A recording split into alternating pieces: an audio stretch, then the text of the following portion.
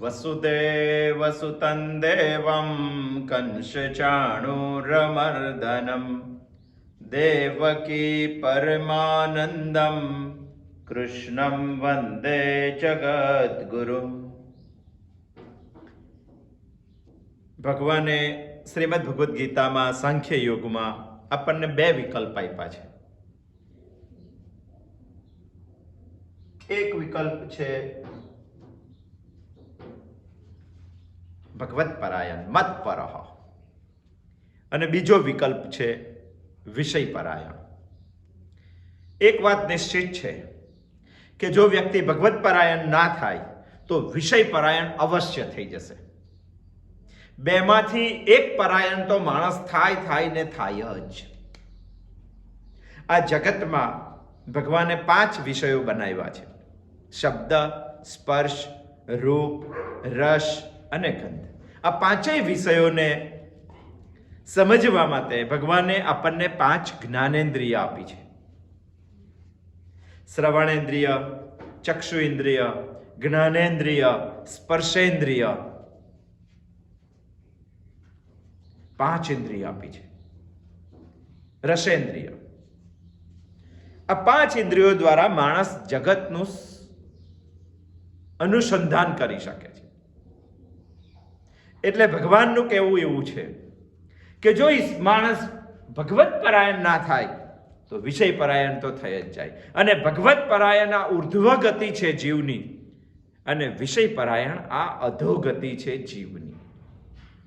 અને માટે ઉર્ધ્વ અને અધ બંને સ્થિતિઓ ભગવાને શ્રીમદ ભગવદ્ ગીતાના સાંખ્ય યોગમાં આપણને બતાવી છે. 62મા શ્લોકથી જે માણસ ઉર્ધ્વ ના થાય એની અધોગતિ કેવી રીતે થાય એ વાત ખૂબ જ સુંદર રીતે ભગવાને 62 અને 63મા શ્લોકમાં આપણને સમજાવી છે.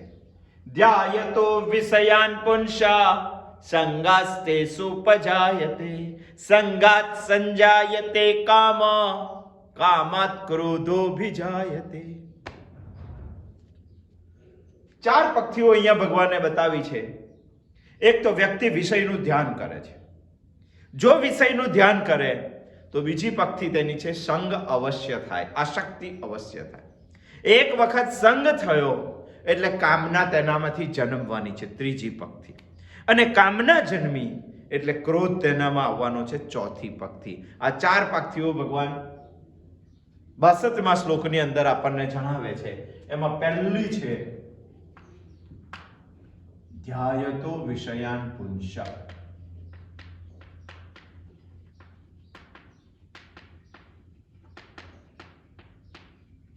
પ્રશ્ન આપણને ઉભો થાય કે અધોગતિ કોની થાય છે? તો ગઈ વખત આપણે ચર્ચા કરી હતી ગયા સોમવારે કે શરીરની અધોગતિ નથી થતી. અહીંયા સ્પેશિયલ ભગવાને પુંસઃ શબ્દ વાપર્યો છે, માટે પુરુષની અધોગતિ થાય છે. જે પવિત્ર કરે તે પુરુષ, જે પવિત્ર કરતો હોય તેની પવિત્રતા ઉપર શંકા ના થાય. અને છતાં પણ પુરુષ અધઃપતિત કેવી રીતે થાય એ વાત આપણે સમુદ્રનું દૃષ્ટાંત, સ્નાન કરવાનો, પાણીનો ઘડો ભરવાનો, કાગ ચાંચ માળે અપવિત્ર થાય, નાખી દેવાનું, ફરી પાછું નવું લેવાનું. આ વાતથી આપણે સમજ્યા. અહીંયા આપણે એવું સમજીએ કે આ પુરુષ જે છે, ચૈતન્ય રૂપી પુરુષ, જે કાયામાં ચૈતન્ય રૂપી તત્વ રહેલું છે, આ જે પુરુષ છે તેનું અધઃપતન કેવી રીતે થાય? એ તો પવિત્ર છે. એનું અધઃપતન કેવી રીતે થાય તે ભગવાન સમજાવે છે. ધ્યાયતો વિષયાન પુંસ. એનું પહેલું પગથિયું છે વિષયોનું ધ્યાન કરવાનું. બહુ મહત્વનો શબ્દ છે. ભગવાનનું એકદમ વ્યવહારિક ઉપદેશ છે. એમ અધર ઉપદેશ નથી કે આપણાથી કરી ના શકાય, એકદમ વ્યવહારિક ઉપદેશ છે. ભગવાન એવું નથી કહેતા કે તમે વિષયોનું સેવન ના કરો. આ તો જગત છે, વિષયો રહેવાના જ, વિષયોની સાથે હું પણ રહેવાનો જ. અને બંનેને ભગવાને બનાવ્યા છે. મારી તાકાત નથી વિષયોને ખલાસ કરવાની, તો હું શું કરી શકું? વિષયોને જોવાના, વિષયોને ભોગવવાના, વિષયોનું સ્મરણ પણ કરવાનું, પરંતુ વિષયોનું ધ્યાન નહીં કરવાનું. ભગવાન અહીંયા એવું ધ્યાયતો વિષયાન પુંસા, આ નહીં કરવાનું. હવે પ્રશ્ન એવો થાય કે ધ્યાન એટલે શું, તે પણ આપણે ગઈ વખત સમજ્યા. ધી શબ્દ ઉપરથી બુદ્ધિ બનેલી છે અને ધી શબ્દ ઉપરથી ધ્યાન બનેલું છે, ધી શબ્દ ઉપરથી ધ્યેય બનેલું છે. એટલે એવું સંદર્ભિત થાય કે ભગવાન અહીંયા ધ્યાન શબ્દ મૂક્યો છે તો તેને બુદ્ધિ સાથે કઈ કનેક્શન છે. વિષયને એટલો સ્મરણ નહીં કરવાનો કે તેની છાપ મારી બુદ્ધિ ઉપર દ્રઢપણે પડી જાય. બસ અહીંયા ભગવાનનું આટલું જ કહેવું છે. એટલું સ્મરણ નહીં કરવાનું કોઈ પણ વિષયનું, તે વિષયની છાપ મારી બુદ્ધિ ઉપર, તે વિષયનો સંસ્કાર મારી બુદ્ધિ ઉપર દ્રઢપણે પડી જાય. અને જો આવું સ્મરણ અને હું વિષયને અનુસંધાન કરવા લાગુ અને મારી બુદ્ધિ ઉપર દ્રઢપણે પડી જાય તો સમજવું, એને ધ્યાન કહેવાય છે. ભગવાન એવું કહે છે કે અધોગતિનું આ પ્રથમ પગથિયું છે. આ જો સમજી લઈએ સંપૂર્ણપણે તો આપણે તેનાથી બચી જઈએ છીએ. મારામાં તાકાત છે તો વિષયમાં પણ જબરજસ્ત તાકાત છે. 5 વિષયો ભગવાને બનાવેલા છે આ જગતમાં: શબ્દ, સ્પર્શ, રૂપ, રસ અને ગંધ. 5 વિષયો.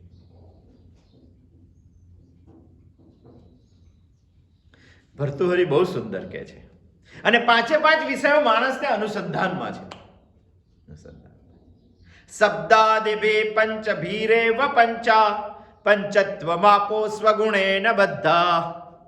શું કે છે? બહુ સુંદર વાત કરેલી છે અને એ વાતને સમજવી જોઈએ. કુરંગ માતંગ પતંગ ભૃંગ મીના નર પંચ ભીરેજ કિમ. બહુ સુંદર વાત કરેલી. શું કીધું છે? શબ્દાદિભિ પંચ ભીરેવ પંચ. આ જગતમાં 5 વિષયો બનાવેલા છે: શબ્દ, રૂપ, રસ અને ગંધ. શબ્દ, સ્પર્શ, રૂપ, રસ અને ગંધ. શબ્દ માટે બનાવી છે શ્રવણેન્દ્રિય, સ્પર્શ માટે બનાવી છે સ્પર્શેન્દ્રિય આપણી, રૂપ માટે બનાવી છે ચક્ષુ ઇન્દ્રિય, રસ માટે બનાવી છે રસેન્દ્રિય અને ગંધ માટે બનાવી છે જ્ઞાનેન્દ્રિય. નાક આપણું, આંખ આપણું, જીભ આપણી, ચામડી આપણી, આ બનાવ્યું છે. 5 વિષયો માણસને અનુસંધાનમાં ભગવાને બનાવેલા છે. ભર્તૃહરિ આપણને એવી રીતે અહીંયા સજાગ કરવા માંગે છે કે એક જ વિષય જેને લાગુ પડે છે તેવા જીવો પણ આ જગતમાં ખલાસ થઈ જાય છે. તો 5 વિષયો જેને અનુસંધાનિક છે તેવા માણસનું શું થતું હશે? આપણને જગાડી દીધા છે. કુરંગ માતંગ પતંગ ભૃંગ. કુરંગ એટલે હરણ. હરણને શબ્દ વિષય બહુ પસંદ છે. સંગીત વગાડો એટલે હરણ ભાગવા લાગે છે અને શિકારી સંગીત વગાડીને જ હરણનો શિકાર કરે છે. એક જ વિષયમાં મશગુલ હરણ ખલાસ થઈ શકે છે. માતંગ હાથી. સ્પર્શ ઇન્દ્રિય એની બહુ જ પાવરફુલ છે અને સ્પર્શ વિષય એનો બહુ જ આકર્ષિત છે. પકડવા માટે હાથણીને સાંભે રાખે ને શિકારીઓ હાથીને દોડાવે ને પછી ખાડામાં પાડે છે. આ દ્રશ્ય આપણને ખબર છે. કહેવાનો મતલબ એક જ વિષયમાં આકર્ષિત છે. પતંગિયું રૂપમાં આકર્ષિત છે. દીવામાં પડે છે અને ખબર છે કે પાંખ વળે છે છતાં વાળે પડે છે અને ખલાસ થઈ જાય છે. ભૃંગ ભમરો. સુગંધ બહુ પાવરફુલ છે. કમરમાં બેસે અને સુગંધ એવી આવે, પાંદરી સાંજે બીડાઈ જાય તો બહાર ના નીકળે. સવારે નીકળીશ અને સવારે હાથી આવે અને ખલાસ કરી નાખે. સાગના લાકડાને છેદન કરવા વાળો ભમરો કમરની પાંદરીને છેદન નથી કરી શકતો કારણ કે ગંધ વિષય એને બહુ પાવરફુલ આકર્ષિત છે. મીનહ માછલી. રસેન્દ્રિય બહુ પાવરફુલ છે. એનો શિકાર કરવાવાળા શિકારીઓ માંસનો ટુકડો કડીમાં પૂરવીને સમુદ્રમાં નાખે છે અને એ ખાવા આવે અને પકડાઈ જાય છે. એક જ વિષય જેને આકર્ષિત છે એવા જીવો પણ પોતાનું આખું જીવન ખલાસ કરી નાખે છે એક વિષયના આકર્ષણની અંદર. તો જેને 5 વિષયો આકર્ષિત કરેલા છે એ માણસનું શું થતું હશે? શબ્દાદે પંચ ભીરેવ પંચા પંચત્વમાપો સ્વગુણેન બધા. એક જ વિષયના લીધે તે બંધનમાં આવે છે. તો જેની પાસે 5 વિષયો છે: કુરંગ માતંગ પતંગ મીન ભૃંગ મીન નર પંચ ભીરેવ પંચ કિમ. એ માણસનું શું થતું હશે? વિષય આટલો જબરજસ્ત શક્તિશાળી છે. વિષયો જગતમાં નિર્માણ મેં નથી કર્યા. બહુ જ ધ્યાનપૂર્વક માણસે આનું ચિંતન કરવું જોઈએ. આ જગતમાં એક પણ વિષય માણસે નિર્માણ નથી કર્યું. આ જગતના બધા જ વિષયો ભગવાને નિર્માણ કર્યા છે. અને માણસને પણ ભગવાન, ઘણા શંકાશીલ માણસોને શંકા થાય કે તો પછી ભગવાને વિષયો શા માટે નિર્માણ કર્યા જે આપણને અધોગતિમાં લઈ જાય છે? ભગવત પરાયણ યા વિષય પરાયણ બે વિકલ્પો આપ્યા છે. તો ભગવાને એક જ વિકલ્પ આપવો જોઈએ, ભગવત પરાયણ. વિષયો પાંચ શા માટે બનાવ્યા? કે માણસ તેના તરફ આકર્ષિત થઈને અધોગતિ ઉપર પડે છે. જો વિષયો ના હોત તો માણસનું જીવન જ જન્મથી મૃત્યુ સુધી ખલાસ કહેવાતું. એમાં કોઈ રસ જ ના હોય. માણસના જીવનને સુખાવહ કરવા માટે ભગવાને 5 વિષય બનાવેલા છે. માણસના જીવનને રસમય બનાવવા માટે ભગવાને 5 વિષયો બનાવ્યા છે. માણસના જીવનની અંદર મીઠાશ ભરવા માટે ભગવાને 5 વિષયો બનાવ્યા છે.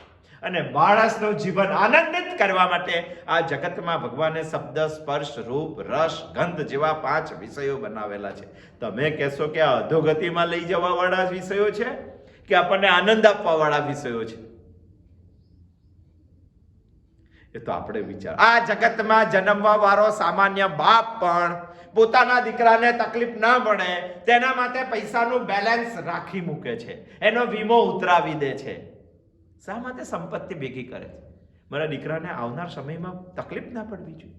હવે એ જ સંપત્તિ ભગવાનના કામમાં વાપરીને ભગવત પરાયણ પણ થઈ શકાય છે. અને એ જ સંપત્તિ દારૂ જુગારમાં વાપરીને અધાપતિત પણ થઈ શકાય છે. પ્રશ્ન અહીંયા એવો છે કે દીકરો તે સંપત્તિને કયા ઉદ્દેશથી વાપરે છે? બાકી બાપ તો બધી વ્યવસ્થા કરીને જાય છે. આ જગતનો બાપ છે કૃષ્ણમ વંદે જગતગુરુ. એ મારા માટે બધી વ્યવસ્થા કરેલી છે કે મારો દીકરો સૃષ્ટિમાં 70 વર્ષ માટે સુખમય જીવવો જોઈએ.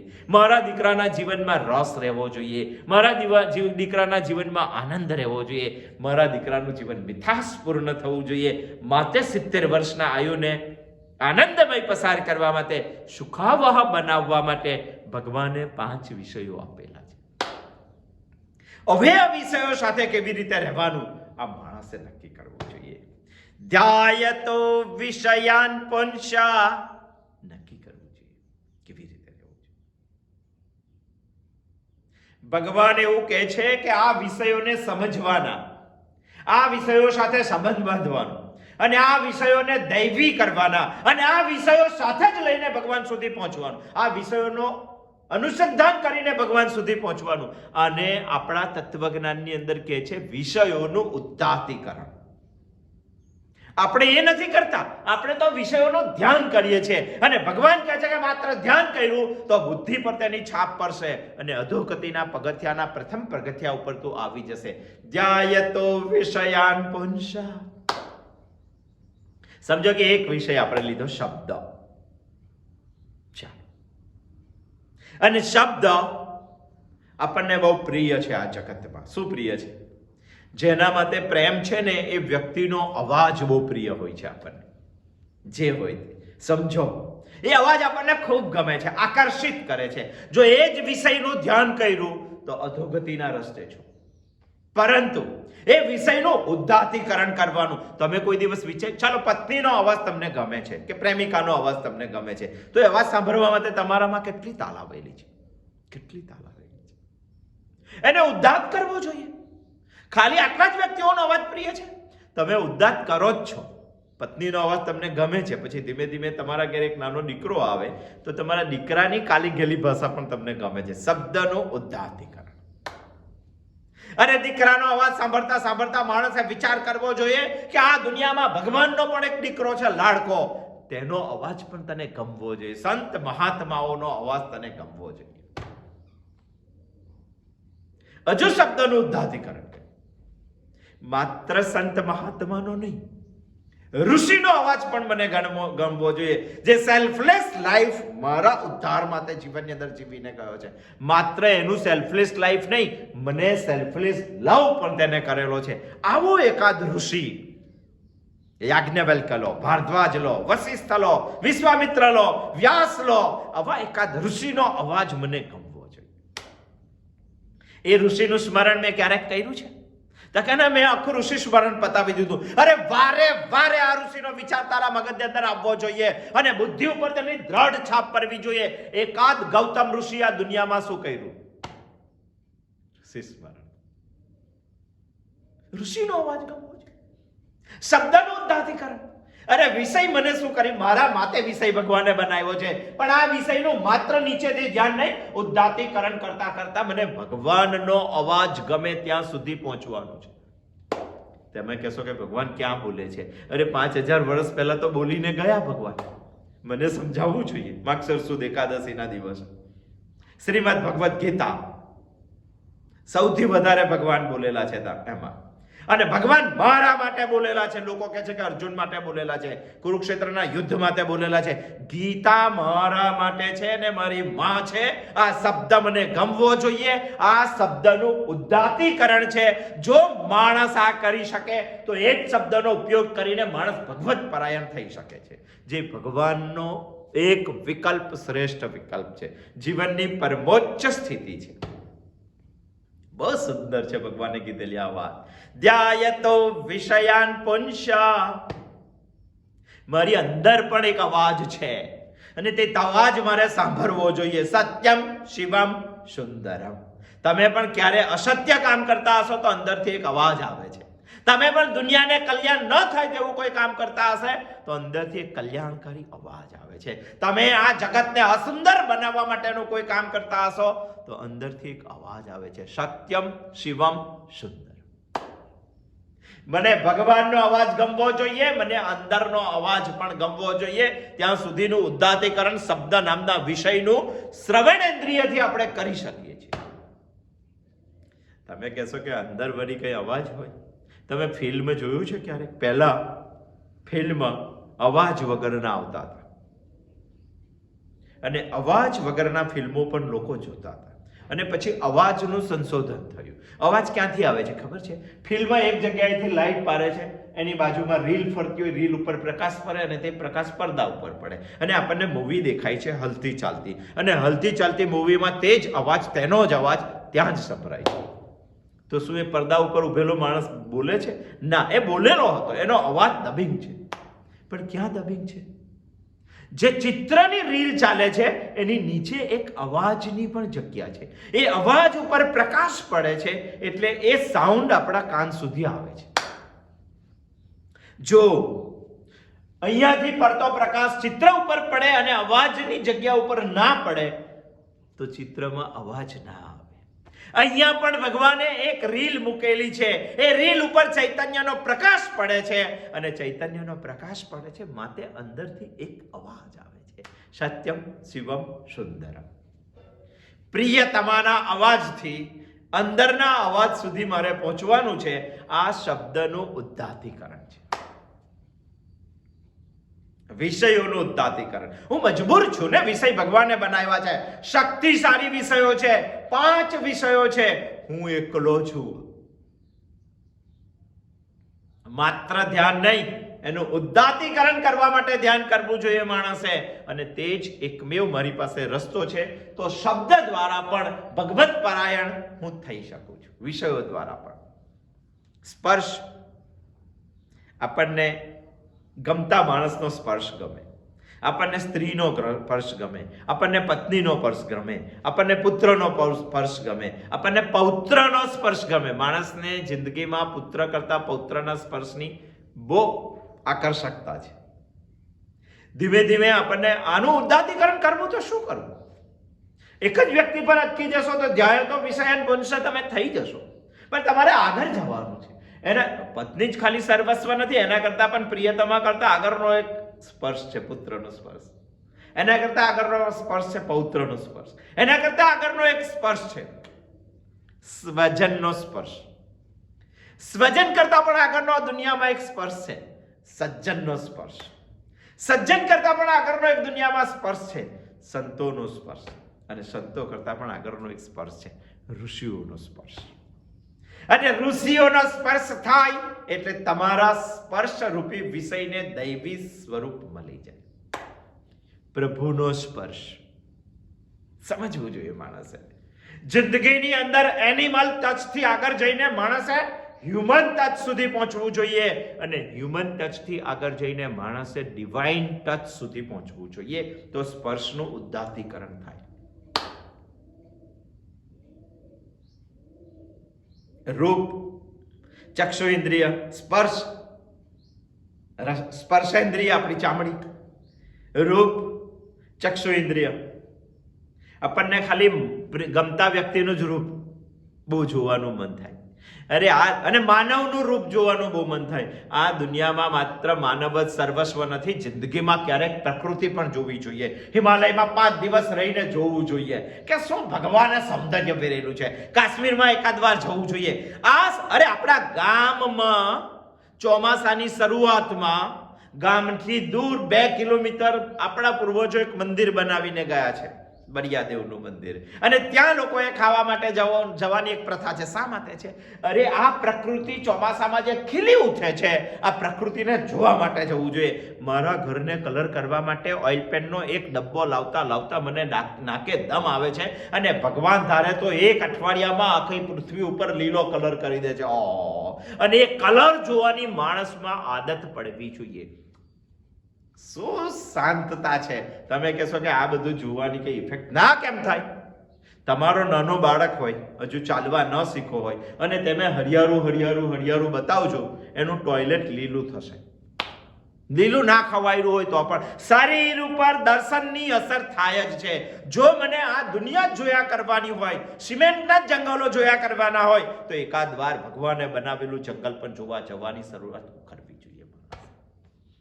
પ્રકૃતિ દર્શન, રૂપનું ઉદ્દાત્તીકરણ, પણ પ્રકૃતિ દર્શન પણ સ્વાર્થ વગર કરવી જોઈએ. હિમાલયમાં જાય માણસ અને બરફની ફેક્ટરી નાખવાનો વિચાર કરે તો એ પ્રકૃતિ દર્શન ના થાય. પ્રકૃતિ દર્શન તઈ જઈને પણ ધંધાનો જ વિચાર આવે. ધંધાનો વિચાર પૈસા માટે આવે, અને પૈસાનો વિચાર પોતાના સ્વાર્થ માટે આવે. જો આટલું જ થવાનું હોય તો રૂપનું ઉદ્દાત્તીકરણ નથી. ઉદ્દાત થવું જોઈએ. રૂપનો વિષય પણ મારા સ્પર્શ થયા પછી ખાલી પ્રકૃતિનું દર્શન કરીને અટકી નહીં જવાનું. આ પ્રકૃતિને બનાવવા વાળી એક શક્તિ દુનિયામાં છે, અને તે છે મારો પ્રભુ, તે છે પરમેશ્વર, તે છે બ્રહ્મા. ત્યાંને જોવા સુધીની માણસે રૂપનું ઉદ્દાત્તીકરણ કરવું જોઈએ, તો વિષયોનું ઉદ્દાત્તીકરણ થાય. રસ, રસેન્દ્રિય, જીહવા. આપણને આ દુનિયામાં ખાવાના રસની જ ખબર છે. ખાવાના રસ કરતા બીજા બધા બહુ રસો છે દુનિયામાં. સદગુણી બનવાનો રસ, વિદ્યાનો રસ, બધા બહુ રસો છે, પણ એના કરતા સૌથી આગળનો દુનિયામાં એક રસ છે જે સર્વશ્રેષ્ઠ રસ છે, અને તે રસ લીધા પછી દુનિયાના કોઈ રસની જરૂર નથી. એ રસનું નામ છે બ્રહ્મરસ. ત્યાં સુધી માણસે પહોંચવું જોઈએ. રસનું ઉદ્દાત્તીકરણ કરવું જોઈએ. ગંધ, આપણને ખાલી સ્પ્રેની જ ગંધ ખબર છે, આપણને ખાલી અત્તરની જ ગંધ ખબર છે, અને આપણે અત્તરની ગંધથી જ ઓળખાઈએ છીએ, અને આપણે પણ દુનિયાને અત્તરની ગંધથી જ ઓળખીએ છીએ. અરે દુનિયામાં અત્તરની ગંધ તો સામાન્ય છે, એના કરતા પણ સૌથી મોટી ગંધ. અરે અત્તરની ગંધ ચાલે કેટલી? તમને પેલો ગેરંટી આપીને કે ભાઈ 24 કલાક ચાલશે, તો 24 કલાકની જ ગંધ જોઈએ મળે?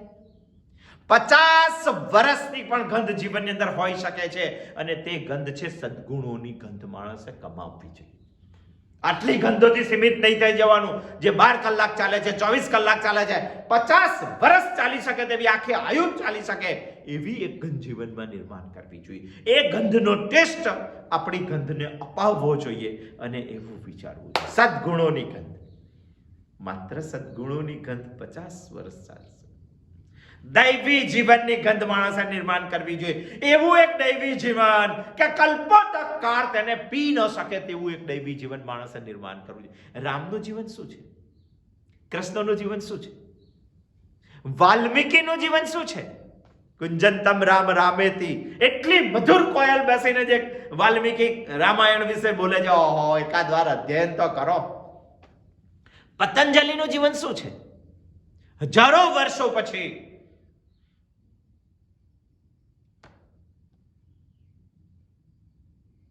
ભગવાનને યાદ કરવું જોઈએ.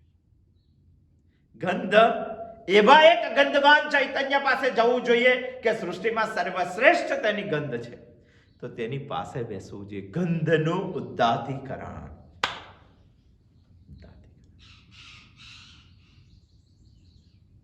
આટલી વાતો આપણે શીખવી જોઈએ. ભગવાન બહુ જ વિચાર કરીને આપણા માટે કીધું છે, ધ્યાયતો વિષયાન પુંસ્ય. વિષયો જગતમાં રહેવાના જ, એમાં કોઈ મિનમેક ફેર નથી. મારે વિષયોની સાથે જ રહેવાનું છે. વિષયો ભગવાને બનાવ્યા છે, વિષયો મારા માટે બનાવ્યા છે. જો મને તે વાપરતા નહીં આવડે તો મને ખાડામાં લઈ જવાની 100% શક્યતાઓ છે. એ નિશ્ચિતતા બતાવવા માટે જ ભગવાને અહીંયા શબ્દ વાપર્યો છે, ધ્યાયતો વિષયાન પુંસ્ય. દીકરા માટે બાપાને બહુ પ્રેમ છે અને 4 વ્હીલ ગાડી લઈ આપે. જો 4 વ્હીલ ગાડી ચલાવતા ના આવડે તેને, તો રોડ છોડીને ખાડીમાં જવાની 100% શક્યતાઓ છે. વિષયો આ જગતમાં રહેવાના જ, અને મને જો જીવન મળેલું હોય તો મારે વિષયો સાથે જ એને પસાર કરવાનું છે. મારામાં તાકાત નથી વિષયોને ખલાસ કરવાની. મને ભગવાને એક શક્તિ આપેલી છે, વિવેકપૂર્ણ વિચાર કરવાની શક્તિ. મારે વિષયો સાથે કેવી રીતે રહેવાનું આનો વિવેકપૂર્ણ વિચાર કરવો જોઈએ. વિષયોને મારે સારા કરવા જોઈએ, વિષયોને મારે દૈવી, મારો સંપર્કમાં વિષયોને મારે દૈવી કરવા જોઈએ, અને એ જ વિષયો દ્વારા પ્રભુ પાસે મારે પહોંચવું જોઈએ. એને ભગવાન કહે છે ભગવત પરાયણ. અને જો એ નહીં થાય તો વિષય પરાયણ અધોગતિમાં તો જતો રહેશે. બંને વાતો બુદ્ધિમાં છે. ચાલો આપણે તો ધી એટલે બુદ્ધિ, આપણે તો કે રહી બોલ. બુદ્ધિમાંથી જ ધ્યાન અને બુદ્ધિને જ સંપર્કમાં છે. બંને વાતો બુદ્ધિમાં છે. ધી, બુદ્ધિ, અને ભગવાને અહીંયા શબ્દ વાપરેલો છે ધ્યાન. આપણે વિચારવાનું છે વિવેક. વિષયો સાથે સંપર્ક છે આ સંબંધને, અને આને પણ વિષયો સાથે સંબંધ છે. જો મારી બુદ્ધિ અને ધ્યાન અને વિવેક બંને બુદ્ધિમાં રહેલા છે. જો હું આ બુદ્ધિમાં વિષયોનું માત્ર ધ્યાન કરીશ તો અધઃપતન નિશ્ચિત છે. પણ મારી બુદ્ધિમાં હું જો વિવેક નિર્માણ કરીશ, વિષયો માટે પણ વિવેકનો વિચાર કરીશ, તો ઉર્ધ્વ ગતિ નિશ્ચિત છે. હવે સમજો કે તમે વિષયોનું ધ્યાન એટલું બધું બુદ્ધિમાં છાપ પાડી દીધી છે અને વિવેકની કોઈ છાપ પાડી નથી, તો વિવેક ત્યાં રહેશે નહીં. તમે અવિવેકી બનશો, તમે અંધ બનશો, અને વિવેક ના રહે તો આનું ધ્યાન જ થયા કરશે. વિષયો અધઃપતન નિશ્ચિત છે. અને સમજો કે તમે વિવેકને બુદ્ધિમાં સ્થાન આપ્યું, એના માટે શાસ્ત્રોનું અધ્યયન કરવું પડે. એના માટે જ ગીતાનું અધ્યયન છે, એના માટે જ ઉપનિષદનું અધ્યયન છે, એના માટે દર્શન શાસ્ત્રોનું અધ્યયન છે, એના માટે જ બ્રહ્મસૂત્રનું અધ્યયન છે. અને પહેલેના લોકો પોતાના દીકરાને 7 વર્ષનો થાય એટલે 15 વર્ષ સુધી આ અધ્યયન માટે મોકલતા હતા. વિવેક બુદ્ધિ તેની ડેવલપ કરતા હતા. દુનિયામાં પછી કોઈ પણ ક્ષેત્રમાં તે જાય ક્યારેય પાછો નતો પડતો. આપણે વિવેકને આપણા અધ્યયનમાં સ્થાન જ નથી. આપણા અધ્યયનમાં ધ્યાનને સ્થાન છે. શું કરશું? વિચાર તો કરો.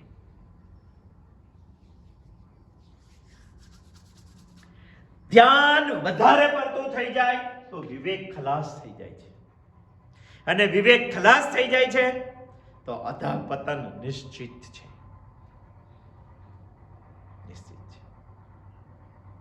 ધ્યાયતો વિષયાન પુંસ્ય.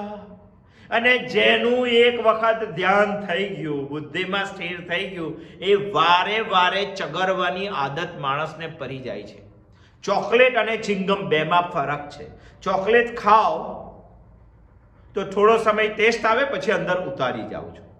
ચિંગમ રસ આવે, ચાવવાની આદત પડે, પણ ક્યારેય અંદર ઉતારવાનું હોતું આખરે તો એને ફેંકવાનું જ હોય છે. આપણે વિષયોને ચિંગમની તરફ ચિંગમની માફક ચગરીએ છીએ, ચાવ્યા જ કરીએ. ક્યારેય પૂરું નથી થવાનું. રસ આવે કે ખબર નહીં, તમારો લાલ રસ ભેરવીને પાછો તમને મળે છે. વિષયોને ચગરવાના એટલે એનું ધ્યાન થઈ ગયું. પણ ધ્યાન થઈને ત્યાં અટકતું નથી. એક વખત ધ્યાન થઈ જાય પછી તેનો સંગ થઈ જાય છે. સંગાત સંજાયતે. ધ્યાયતો વિષયાન પુંસા સંગાસ્તેષુ ઉપજાયતે. વિષયોનું ધ્યાન થયા પછી બીજી પંક્તિ છે સંગ થઈ જાય છે, આસક્તિ થઈ જાય છે. આપણે આ પણ સમજવું જોઈએ, સંગ અને આસક્તિ. આવતા સોમવારે આવશું. બહુ જ સુંદર ભગવાને અધઃપતનની પંક્તિઓ બતાવી છે. અને માણસ ખાલી આટલું પણ અધ્યયન કરે ને તો ભગવત પરાયણ થઈ જાય, સ્થિત પ્રજ્ઞ બની જાય. અને બહુ ધ્યાન દઈને સમજો. એક તમે વિષયોનું ધ્યાન કર્યું, બુદ્ધિ સુધી વિષયોને લાવી દીધા, દ્રઢ છાપ પાડી દીધી, વારે વારે એ જ વિષયોનો વિષય, તો ભગવાન કહે છે પછી સંગ થશે, તને આસક્તિ થઈ. અહીંથી અટકવાનું નથી, આગળ જવાનું છે. 8 સ્ટેપ છે ટોટલ, 8 પગથિયા સુધી આપણે જવાનું. ભયંકર પગથિયા ભગવાને બતાવ્યા છે. આવતા સોમવારે આવશું, ફરી પાછા જોશું. અસ્તુ. જય શ્રી કૃષ્ણ.